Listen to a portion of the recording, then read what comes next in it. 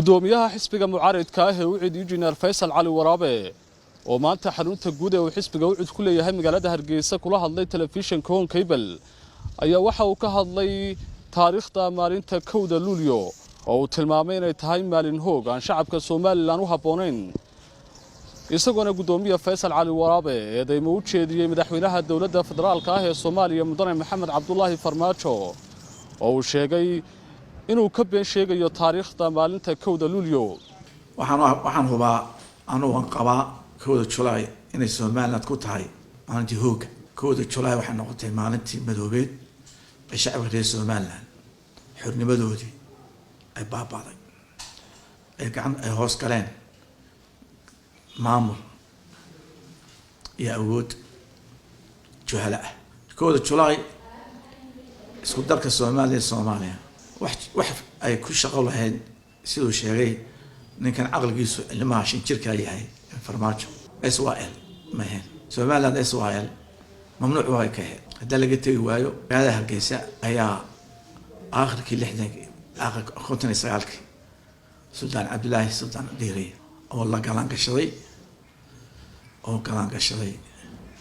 nin reer xamare oo inaan qabay magaalada sare Hargeysa magaasaa laga taagay magaalada Hargeysa doorashadii xilkiina baarlamaankana wax allaale wax ay buluuga la oran jiro wax allaale wax ku lahayd isku darka Soomaaliland insignificant bay iswaayna waxa sameeyay Ingiriiska oo doonayay inuu shanta Soomaali isku keeno 1947 waxaana markiiba haleelay oo madaxda iska dhigay deegaanka madaxnimada jecel reer Garowe waxay ahayd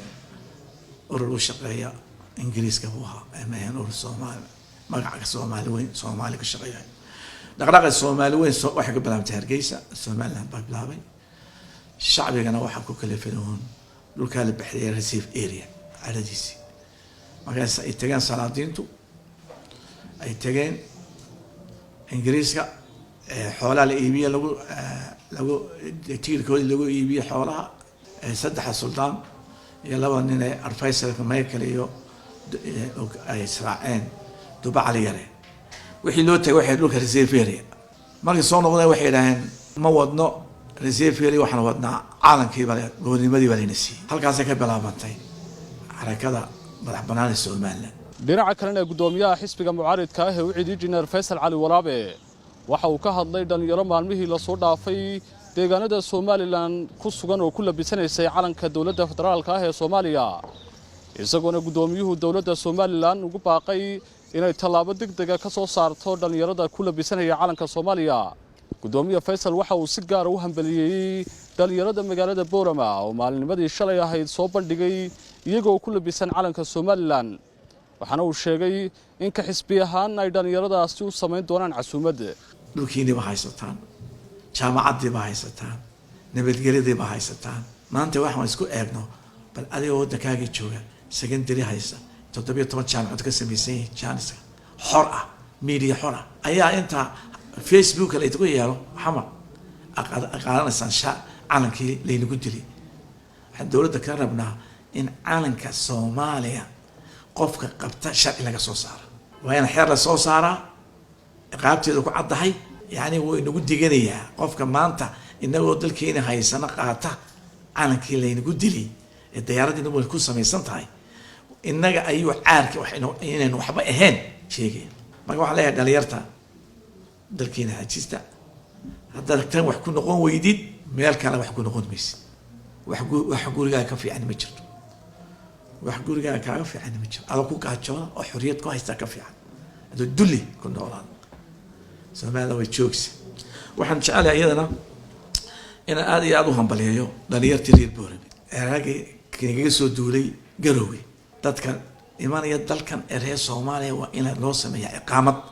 sharci ku soo qor ragii u jawaabay dhalinyartii u jawaabtay aad iyo aad u hambaliyeenaya waxaan leeyahay gobolada kale oo dhan ku dayda reer Boorame